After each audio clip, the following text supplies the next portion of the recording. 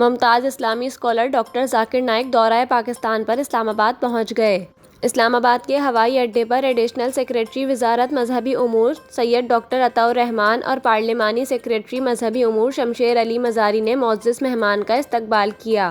Doctor Zakir Naik حکومت پاکستان کی دعوت پر پاکستان آئے ہیں۔ وہ کراچی، لاہور اور اسلام آباد میں مختلف تقاریب سے خطاب کریں گے اور اہم ملکی شخصیات سے ملاقاتیں بھی کریں گے۔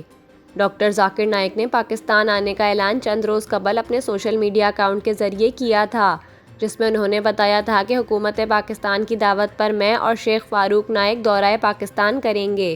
سوشل میڈیا ویب سائٹ پر آفیشیل اکاؤنٹ سے جاری شیڈیول کے مطابق ڈاکٹر ذاکر نائک 5 اور 6 اکتوبر کو کراچی، 12 اور 13 اکتوبر کو لاہور، جبکہ 19 اور 20 اکتوبر کو اسلام آباد میں خطاب کریں گے۔ سوشل میڈیا پوسٹ میں بتایا گیا کہ ان کے خطاب مذہبی ٹی وی چینل پیس ٹی وی سے براہ راست نشر بھی کیے جائیں گے۔